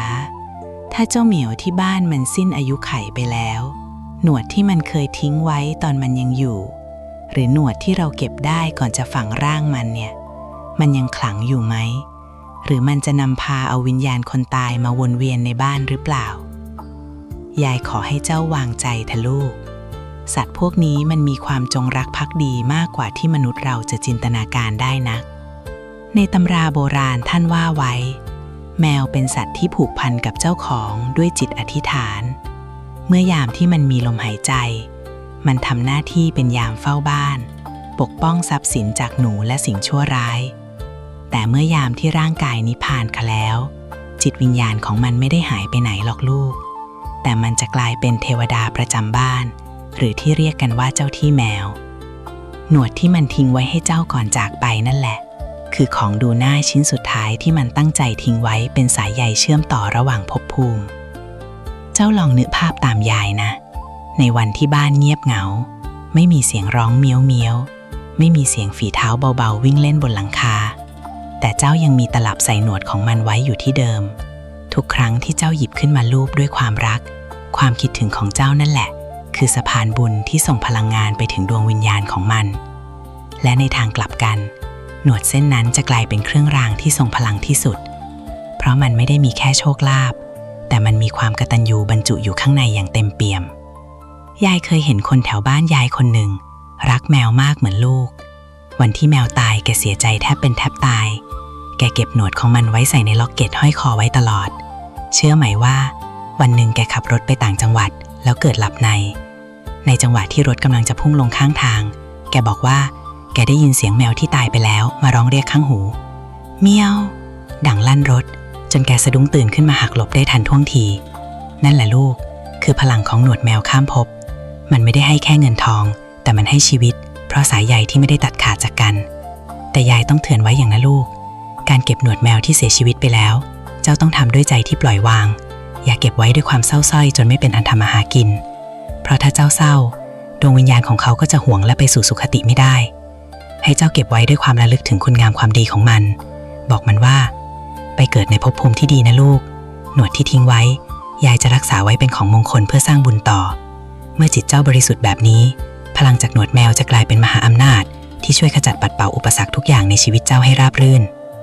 กุศโลบายที่คนโบราณซ่อนไว้นั้นคือการสอนให้เราเห็นค่าของความรักที่ไม่สิ้นสุดและการกตัญญูต่อผู้มีพระคุณแม้จะเป็นสัตว์ตัวเล็กๆก็ตามการที่เจ้าดูแลรักษาของที่เขาให้มาอย่างดีมันเป็นการฝึกจิตให้เป็นคนละเอียดอ่อนและกตัญญูซึ่งคุณธรรมข้อนี้แหละลูกที่จะนำพาความเจริญมาสู่ชีวิตเจ้ามากกว่าวัตถุมงคลใดๆในโลกจันทรคติกับมนตราหนวดแมวพลังงานที่แปรผันตามดวงดาวยายจะพาเจ้าไปรู้จักกับเรื่องของดวงดาวที่ส่งผลต่อความขลังของหนวดแมวกันบ้างเจ้าเคยสงสัยไหมว่าทำไมแมวถึงชอบนั่งมองพระจันทร์หรือทำไมในคืนเดือนมืดแมวถึงดูมีท่าทางแปลกๆเหมือนเห็นอะไรที่คนไม่เห็นนั่นก็เพราะแมวเป็นสัตว์ที่มีธาตุน้ำและธาตุลมอยู่ในตัวสูงมากซึ่งทั้งสองธาตุนี้ควบคุมโดยดวงจันทร์ยังไงล่ะลูกในตำราโหราศาสตร์ไทยโบราณท่านเปรียบแมวเป็นสัตว์ประจำดาวจันทร์ดวงจันทร์คือตัวแทนของความเมตตาเสน่ห์และความชุ่มเย็นดังนั้นหนวดแมวซึ่งเป็นตัวรับสัญญาณจึงซึมซับพลังจากแสงจันทร์ได้ดีที่สุดเคล็ดลับที่คนโบราณเขาไม่ค่อยบอกใครคือการอาบแสงจันทร์ให้หนวดแมวในคืนวันเพ็ญขึ้น15 ค่ำโดยเฉพาะวันเพ็ญที่ตรงกับวันจันทร์ซึ่ง100 ปีจะมีไม่กี่ครั้งเขาเรียกกันว่าจันทร์ซ้อนจันทร์ในคืนแบบนั้นนะลูกเอ๋ยถ้าเจ้าเอาตลับหนวดแมวมาเปิดฝาออกแล้ววางไว้กลางแจ้งให้แสงจันทร์สาดส่องลงมาโดยตรงท่านว่าหนวดแมวนั้นจะถูกประจุด้วยพลังเมตตามหานิยมอย่างมหาศาลใครที่เคยพูดจาแล้วคนไม่เชื่อถือหรือใครที่ทำมาค้าขายแล้วลูกค้าเดินผ่านหน้าไปเฉยๆถ้าได้หนวดแมวที่ผ่านพิธีอาบแสงจันทร์มาพกติดตัวพลังงานความเย็นใจจากพระจันทร์จะแผ่ออกมาทำให้คนรอบข้างรู้สึกเอ็นดูและอยากเข้าใกล้เจ้าเหมือนกับที่เราเห็นแมวในคืนวันเพ็ญแล้วรู้สึกว่ามันดูสง่างามนั่นแหละแต่อย่าไปวางทิ้งไว้จนน้ำค้างเกาะจนเปียกโชกนะลูกแค่พอให้แสงจันทร์สัมผัสใจก็พอแล้วกุศโลบายเรื่องนี้สอนให้เราเข้าถึงจังหวะของธรรมชาติชีวิตคนเรามันมีขึ้นมีลงเหมือนน้ำขึ้นน้ำลงตามแรงดึงดูดของดวงจันทร์การรู้จักรอคอยจังหวะที่เหมาะสมในการทำเรื่องมงคลจะช่วยเสริมส่งให้สิ่งที่ทำนั้นเห็นผลเร็วขึ้นมันคือการสอนให้เราใจเย็นและรู้จักสังเกตการเปลี่ยนแปลงของสิ่งแวดล้อมรอบตัวนอกจากดวงจันทร์แล้วช่วงที่ดาวพฤหัสบดีย้ายราศีหรือช่วงที่ดาวสำคัญเปลี่ยนทิศท่านว่าหนวดแมวจะทำหน้าที่เป็นเสาอากาศปรับดวงชะตาได้ดีมากในช่วงที่ดวงเมืองหรือดวงส่วนตัวของเจ้ากำลังจะเปลี่ยนผ่านถ้าเจ้ามีหนวดแมวที่บูชาด้วยใจบริสุทธิ์พลังของมันจะช่วยรับแรงกระแทกจากดวงดาวร้ายและดึงเอาพลังงานดีๆจากดาวสุภเคราะห์มาให้เจ้าแทน จ จ้าจะรู้สึกได้เลยว่าในช่วงที่คนอื่นเขาวุ่นวายกันแต่ทำไมชีวิตเจ้าถึงยังดูนิ่งและผ่านอุปสรรคไปได้แบบงงๆนั่นแหละลูกคือการทำงานของเสาอากาศธาตุลมชิ้นนี้ยายเคยรู้จักหมอดูท่านหนึ่งท่านบอกว่าเวลาท่านจะทำนายดวงชะตาให้ใครท่านจะวางหนวดแมวไว้ข้างกระดานโหเสมอท่านบอกว่ามันช่วยให้จิตของท่านนิ่งและสื่อสารกับพลังจักรวาลได้ชัดเจนขึ้นนี่คือความลับที่คนรุ่นใหม่มองเป็นเรื่องงมงายแต่ถ้าเจ้าลองพิจารณาด้วยเหตุและผลสิ่งของที่เป็นอวัยวะสัมผัสของสิ่งมีชีวิตย่อมมีความไวต่อคลื่นความถี่พลังงานความวัตถุที่ไม่มีชีวิตอยู่แล้วจริงไหมลูกแต่ทว่าความขลังที่สืบเนื่องมาจากดวงดาวและจังหวะธรรมชาติเหล่านี้จะสูญสลายไปทันทีถ้าเจ้าขาดวินัยในการดูแลเจ้าของขลังแล้วไม่ดูแลมันก็เหมือนมีรถยนต์แต่ไม่เติมน้ำมันนั่นแหละจ้ะและที่สำคัญที่สุดคือความสะอาดของรังหรือบ้านที่เจ้าอยู่ถ้าบ้านเหม็นอับเต็มไปด้วยกลิ่นไม่พึงประสงค์พลังงานดีๆจากดวงดาวก็เข้าไม่ถึงหนวดแมวของเจ้าหรอกเจ้าอยากรู้ไหมว่ากลิ่นและความสะอาดมีผลต่อโชคลาภขนาดไหนและยายมีเคล็ดลับการจัดการบ้านให้เป็นวิมานรับทรัพย์อย่างไรในยุคปัจจุบันเตรียมหูไว้ฟังเรื่องศาสตร์แห่งความหอมและโชคลาภในตอนหน้าเถอะลูกเอ๋ยยายจะสอนวิธีจัดบ้านให้เทพเจ้าเมตตาแบบง่ายๆเลยล่ะมนตราแห่งกลิ่นและวิมานสะอาดความลับที่ซ่อนอยู่ในจมูกเจ้าเหมียวเคยสังเกตไหมว่าทำไมเวลาเราไปวัดที่สะอาดหรือไปในวังเก่าๆเราจะรู้สึกขนลุกสู้หรือรู้สึกสงบอย่างบอกไม่ถูกนั่นไม่ใช่แค่เพราะความศักดิ์สิทธิ์ของสถานที่อย่างเดียวหรอกนะแต่มันคือเรื่องของกลิ่นและความสะอาดที่เป็นตัวดึงดูดพลังงานชั้นสูงคนโบราณท่านสอนเสมอว่าเทวดาชอบความหอมอสุรกายชอบความเหม็นและเจ้าเพื่อนสีขาของเจ้าเนี่ยแหละคือเครื่องตรวจวัดกลิ่นที่แม่นยำยิ่งกว่าเครื่องมือชนิดใดในโลกแมวมันมีประสาทสัมผัสในการรับกลิ่นดีกว่าพวกเราหลายสิบเท่านะลูกถ้าบ้านเจ้าเหม็นอับเต็มไปด้วยกลิ่นอาหารบูดกลิ่นขยะหรือกลิ่นสิ่งปฏิกูลที่หมักหมมเจ้าเหมียวมันจะรู้สึกอึดอัด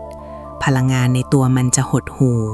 และแน่นอนว่าหนวดที่เป็นตัวรับสัญญาณของมันก็จะพลอยหม่นหมองไปด้วยเมื่อหนวดมันรับแต่กลิ่นแห่งความเสื่อมโทรมพลังงานที่มันจะสื่อสารออกมาให้เจ้าในรูปแบบของโชคลาภมันก็ติดขัดไปหมดลาภจะมาก็มาไม่ถึงเพราะมวลอากาศในบ้านมันหนักเกินไปในสมัยที่ยายยังเป็นเด็กยายเห็นทวดท่านทำความสะอาดบ้านทุกวันพระท่านไม่ได้แค่กวาดถูธรรมดานะแต่ท่านจะใช้น้ำอบน้ำปรุงหรือดอกไม้หอมๆมาลอยน้ำแล้วประพรมไปตามมุมบ้านท่านบอกว่าการทำแบบนี้คือการเปิดทางสว่างให้โชคลาภเดินเข้าบ้านได้สะดวกเจ้าลองคิดดูสิถ้าเจ้าเป็นโชคลาภหรือเป็นเทวดาที่อยากจะเอาเงินเอาทองมาให้ใครสักคนเจ้าอยากจะเดินเข้าบ้านที่เหม็นอับรกรุงรังหรืออยากจะเข้าบ้านที่หอมอบอวลไปด้วยกลิ่นมะลิและสะอาดตาสะอาดใจล่ะกุศโลบายเรื่องนี้มันลึกซึ้งนักลูกเอ๋ยมันคือการสอนให้เราเป็นคนมีจริตแห่งความประณีตการที่เจ้าดูแลบ้านให้หอมสะอาดอยู่เสมอมันส่งผลโดยตรงต่อจิตใต้สำนึกของเจ้าเองเมื่อเจ้าอยู่ในที่ที่กลิ่นดีจิตใจเจ้าจะเบิกบานเมื่อจิตใจเบิกบานสติปัญญาก็จะแจ่มใสเจ้าจะมองเห็นโอกาสในงานที่ทำจะคุยกับใครเขาก็เมตตาเพราะตัวเจ้าเองก็แผ่กลิ่นไอแห่งความสุขออกมาพลังจากหนวดแมวที่เจ้าบูชาไว้ในจุดที่สะอาดและหอมกรุ่นมันก็จะยิ่งทวีคูณความขลังขึ้นไปอีกหลายเท่ายายเคยรู้จักเศรษฐีใหม่คนหนึ่งนะเมื่อก่อนแกยากจนมากแกมาขอมนต์เรียกทรัพย์จากยายไม่ได้ให้คาถาอะไรเลยยายแค่บอกว่าไปล้างบ้านให้สะอาดทุกซอกทุกมุมแล้วหาของหอมมาวางไว้คู่กับหนวดแมวที่เจ้าเก็บได้ซะแกกลับไปทำตามอยู่เป็นเดือนเชื่อไหมว่าจากที่เคยหยิบจับอะไรก็เป็นเงินเป็นทองไปหมดแกบอกยายว่าพอบ้านสะอาดและหอมแกก็นอนหลับเต็มอิ่มพอตื่นมาสมองก็แล่นคิดแผนการตลาดอะไรก็โดนใจลูกค้าไปเสียหมดนี่แหละลูกคือการทำงานร่วมกันของมงคลวัตถุและสภาพแวดล้อมแต่อุปสรรคใหญ่ของคนเลี้ยงแมวอย่างพวกเราคืออะไรล่ะลูกก็คือขนแมวและกลิ่นทรายแมวใช่ไหมล่ะบางคนรักแมวมากแต่บ้านกลับเต็มไปด้วยฝุ่นและขนที่ปลิวว่อนไปทุกที่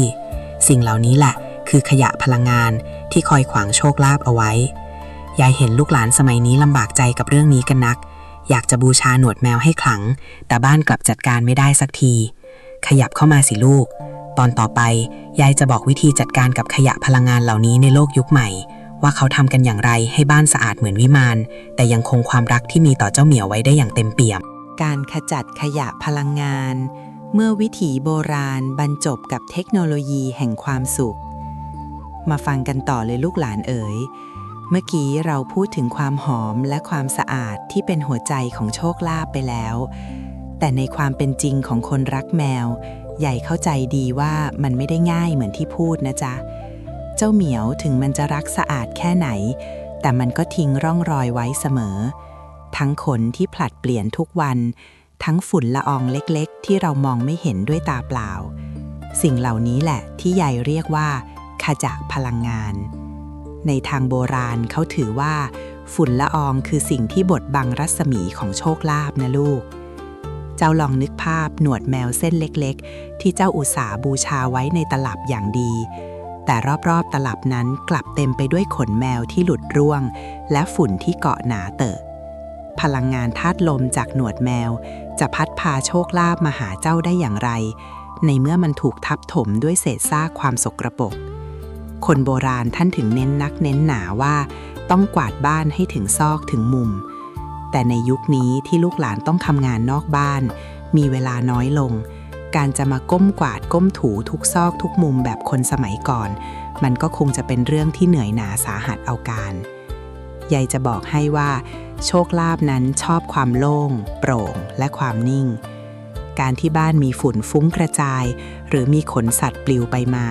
มันทำให้พลังงานในบ้านปั่นป่วนเหมือนพายุทรายเล็กๆที่เรามองไม่เห็นมันทำให้คนในบ้านหงุดหงิดง่ายป่วยไข้บ่อยและที่สำคัญคือ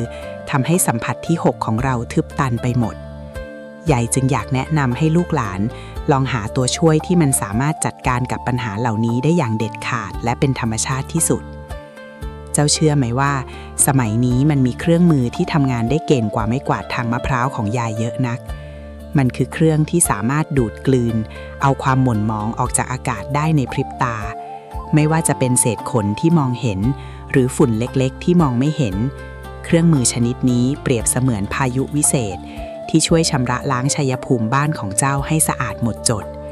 เมื่อบ้านไร้ฝุ่นไร้ขนสัตว์ที่ตกค้างอากาศก็จะมีน้ำหนักเบาลงพลังงานดีๆก็จะไหลเวียนได้คล่องตัวขึ้นเหมือนน้ำที่ไหลในลำคลองที่ไม่มีขยะขวางกั้นการมีบ้านที่สะอาดด้วยเทคโนโลยีสมัยใหม่นี้มันไม่ใช่แค่เรื่องของความสะดวกสบายนะลูกแต่มันคือการสร้างพื้นที่ศักดิ์สิทธิ์ให้กับตัวเองและสัตว์เลี้ยงเมื่อบ้านสะอาดหมดจดกลิ่นอับหายไปสุขภาพกายของเจ้าก็ดีขึ้นสุขภาพจิตของเจ้าเหมียวก็ร่าเริงและเมื่อทุกอย่างมันประสานกันด้วยความสะอาดพลังจากหนวดแมวที่เจ้าพกติดตัวหรือบูชาไว้ก็จะทำงานได้เต็มกำลังเพราะไม่มีอะไรมาขวางกั้นกระแสพลังงานนั้นอีกต่อไปยายเห็นบางบ้านนะลูกมีเครื่องดูดฝุ่นที่พลังแรงๆมีระบบกรองอากาศที่ทำให้บ้านหอมสดชื่นเหมือนอยู่ชายทุ่งหลังฝนตกบ้านแบบนั้นแหละที่เทวดาท่านอยากจะแวะมาเยี่ยมเยียนบ่อยๆลาภลอยที่เจ้าขอไว้ผ่านหนวดแมวมันจะเดินทางมาถึงเจ้าได้เร็วขึ้นเพราะมันไม่ต้องฝ่ากองฝุ่นหรือกลิ่นอับเข้ามาหาเจ้าจงจำไว้ว่าความสะอาดคือสะพานเชื่อมโชคหากเจ้าจัดการเรื่องนี้ได้ปาฏิหาริย์ที่เจ้าหวังไว้ก็อยู่ไม่ไกลเกินเอื้อมแล้วเอาหลักลูกหลานตอนนี้เรามีทั้งของมงคลมีทั้งวิธีบูชาและมีทั้งบ้านที่สะอาดพร้อมรับโชคแล้วนะแต่ยายมีไม้ตายสุดท้ายที่สำคัญที่สุดของการบูชาหนวดแมวมาบอกเป็นสิ่งที่ถ้าขาดไปต่อให้เจ้ามีหนวดแมวเป็นพันเส้นหรือบ้านสะอาดเป็นวังมันก็ไม่วันเกิดผลนั่นคือเรื่องของการปลุกพลังในภัยและคำอธิษฐานที่สั่นสะเทือนถึงฟ้าดินเจ้าอยากรู้ไหมว่าต้องพูดอย่างไรใจต้องวางไว้ตรงไหนโชคถึงจะวิ่งเข้าหาเจ้าแบบรุนแรงขยับเข้ามาสิลูกยายจะสอนคาถาใจที่ใช้เปิดขุมทรัพย์จากหนวดแมวในตอนต่อไปให้ฟังกันแบบเน้นๆเลยล่ะคาถาใจและกุศโลบายแห่งการเปิดทางโชคลาภฟังยายนะลูกการปลุกพลังจากหนวดแมวนั้นไม่ใช่การไปท่องบนคาถาบาลีสันสกฤตที่เจ้าไม่รู้ความหมายหรอกจ้ะแต่มันคือการใช้ภาษาใจที่สั่นสะเทือนผ่านปลายนิ้วของเจ้าอย่างเส้นหนวดนั้นคนโบราณท่านสอนว่าเมื่อใดที่เจ้าหยิบตลับมหาลาภขึ้นมาให้เจ้าสูดลมหายใจเข้าลึกๆให้ลมนั้นลงไปถึงท้อง ให้ใจเจ้าสงบนิ่งเหมือนผิวน้ำในตุ่มที่ไม่มีใครไปกวนจากนั้นให้เจ้ากำหนดจิตนึกถึงใบหน้าเจ้าเหมียวที่มอบหนวดเส้นนี้ให้เจ้านึกถึงดวงตากลมโตที่เปี่ยมไปด้วยความไว้วางใจของมันความรู้สึกกตัญญูและเมตตานี่แหละลูกคือกุญแจดอกแรกที่จะไขรหัสโชคลาภเมื่อใจเจ้าเป็นสมาธิแล้วให้เจ้าเอ่ยชื่อเจ้าเหมียวเบาๆเหมือนเขายังนั่งอยู่ตรงหน้าแล้วบอกกล่าวสิ่งที่เจ้าปรารถนาแต่จงจำไว้ว่าอย่าขอด้วยความโลภจนตัวสั่นนะลูกให้ขอด้วยความเชื่อมั่นว่าสิ่งที่ข้าพเจ้าทำดีมาตลอดขอให้สื่อนำโชคชิ้นนี้ช่วยดึงดูดสิ่งดีๆเข้ามาหาข้าพเจ้าตามสมควรแก่บุญวาสนาด้วยเถิดพลังงานความนิ่งของเจ้าจะไปกระตุ้นให้ธาตุลมในหนวดแมวเริ่มทำงานมันจะเริ่มดักจับกระแสของโอกาสที่ลอยอยู่ในอากาศรอบตัวเจ้าแล้วนำพามาให้เจ้าในรูปแบบของความคิดสร้างสรรค์หรือคำพูดที่น่าเชื่อถือเวลาเจ้าไปเจรจาค้าขายแต่ลูกเอ๋ยยายอยากให้เจ้ามองเห็นความจริงที่ซ่อนอยู่ใต้ความเชื่อนี้ด้วยกุศโลบายของการตั้งจิตอธิษฐานต่อหนวดแมวจริงๆแล้วมันคือการฝึกสติและความมั่นใจในตัวเองเมื่อเจ้าเชื่อว่าเจ้ามีของดีเจ้าจะกล้าพูดกล้าทำกล้าตัดสินใจและความกล้าที่มาพร้อมกับสติที่สงบนี่แหละคือสิ่งที่นำมาซึ่งความสำเร็จคนที่เอาแต่รอโชคลาภโดยไม่ฝึกใจให้สงบต่อให้มีหนวดแมวทั้งกองพันก็ช่วยอะไรไม่ได้เพราะใจเขาฟุ้งซ่านจนมองไม่เห็นโอกาสที่ผ่านหน้าไปทุกวันและอย่างที่ยายเคยบอกเจ้าไปในตอนก่อนว่าความสะอาดของวิมานหรือบ้านของเจ้านั้นคือสะพานเชื่อมโชคแต่ยายรู้ดีว่าในยุคที่ทุกอย่างเร่งรีบแบบนี้การจะมานั่งกวาดทุกซอกทุกมุมเพื่อให้ไร้ซึ่งเศษขนและฝุ่นผงที่คอยปิดกั้นพลังงานนั้นมันช่างยากเย็นเหลือเกินลูกหลานหลายคนบ่นกับยายว่ายายจ๋าหนูรักแมวนะแต่ขนแมวมันทำให้หนูจามไม่หยุดฝุ่นมันเกาะจนหนูรู้สึกหม่นหมองไปหมดยายฟังแล้วก็เอ็นดูนะลูกเพราะไอ้ขยะพลังงานพวกนี้แหละที่มันคอยขวางทางไม่ให้โชคลาภเดินเข้าบ้านได้สะดวกยายเลยอยากจะแนะนำของดีที่ลูกหลานในเมืองเขาใช้กันและยายเห็นว่ามันเข้าท่ามากนะลูกมันคือเครื่องมือชำระล้างอากาศและพื้นดินประจำบ้านที่มีพลังในการดูดกลืนสิ่งอัปมงคลอย่างเศษขนและฝุ่นผงให้หมดจดเครื่องมือชนิดนี้มันไม่ได้แค่ทำความสะอาดบ้านนะลูกแต่มันคือการถอนรากถอนโคนความสกปรกที่แอบซ่อนอยู่ตามซอกตู้ซอกเตียงที่โชคลาภชอบไปติดแงกอยู่นั่นแหละเมื่อเจ้าใช้เครื่องมือนี้ทำความสะอาดบ้านจนอากาศมันเบาหวิวไร้ซึ่งเศษขนที่คอยระคายเคืองจมูกเจ้าจะรู้สึกได้ทันทีว่าทางมันเปิดแล้วพอทางเปิดปอดเจ้าสะอาดใจเจ้าก็แจ่มใสเมื่อนั่นแหละที่หนวดแมวมงคลของเจ้าจะทำงานได้เต็มประสิทธิภาพที่สุดเจ้าจะพบนิมิตที่ดีจะมีโชคลาภไหลเข้ามาง่ายๆเหมือนน้ำที่ไหลผ่านท่อที่ไม่มีขยะอุดตันยายถึงบอกว่าของสมัยใหม่ถ้าเรารู้จักนำมาใช้ให้ถูกทางมันก็คือเครื่องมือช่วยสร้างสิริมงคลชั้นยอดนั่นเองบ้านที่มีแมวแต่สะอาดสะอ้านเหมือนไม่มีแมวอยู่นั่นแหละคือชัยภูมิเรียกทรัพย์ที่เทวดาชั้นสูงท่านโปรดปรานที่สุดก่อนที่เราจะเข้าสู่ช่วงสุดท้ายของบทสรุปในตอนต่อไปยายอยากจะชวนลูกหลานทุกคนที่นั่งฟังยายอยู่ตรงนี้หากเจ้าเคยมีประสบการณ์อัศจรรย์เกี่ยวกับเจ้าเหมียวที่บ้านหรือเคยพบเจอโชคลาภหลังจากได้หนวดแมวมงคลมาครอบครองอย่าเก็บเรื่องราวดีๆไว้คนเดียวเลยนะลูกลองเขียนบอกเล่าแลกเปลี่ยนความรู้กันในช่องทางที่พวกเจ้าสื่อสารกันนี่แหละหรือจะกดติดตามยายไว้เพื่อเป็นบุญสัมพันธ์ต่อกันในวันข้างหน้าก็ได้ยายจะหาเรื่องราวโบราณที่สอดแทรกความจริงมาฝากพวกเจ้าบ่อยๆการแบ่งปันเรื่องราวอันเป็นมงคลก็เป็นการสร้างกุศลอย่างหนึ่งนะลูกนะบทสรุปแห่งสิริมงคลความจริงที่ยิ่งใหญ่เหนือหนวดแมวเดินทางมาถึงช่วงสุดท้ายแล้วนะลูกหลานเอ๋ยมานั่งใกล้ๆยายฟังเสียงหัวใจตัวเองให้ดีลมที่พัดผ่านกายเราไปตอนนี้มันก็นำพาเรื่องราว17ตอนที่ผ่านมาให้ซึมลึกเข้าไปในจิตวิญญาณของพวกเจ้าแล้วยายเล่าเรื่องหนวดแมวมาเสียยืดยาวทั้งเรื่องสีเรื่องเลขเรื่องทิศทางและเรื่องความหอมสะอาดแต่เจ้าคงกำลังรอคำตอบสุดท้ายจากปากยายใช่ไหมว่ายายจ๋าสรุปแล้วหนวดแมวมันให้โชคจริงหรือเปล่ายายขอยิ้มให้พวกเจ้าด้วยความเอ็นดูแล้วบอกความจริงข้อนี้ว่าหนวดแมวคือสื่อนำโชคจริงลูกแต่มันไม่ใช่ผู้วิเศษที่ดลบันดาลทุกอย่างได้ตามใจอยากฟังแล้วอย่าเพิ่งผิดหวังนะลูกเพ เพราะความจริงที่ยิ่งใหญ่กว่านั้นคือ ตัวเจ้าเองนั่นแหละที่เป็นผู้สร้างโชคลาภหนวดแมวมันทำหน้าที่เป็นเพียงกระจกเงาและสายอากาศที่คอยสะท้อนและดึงดูดพลังงานที่เจ้าส่งออกไปเท่านั้น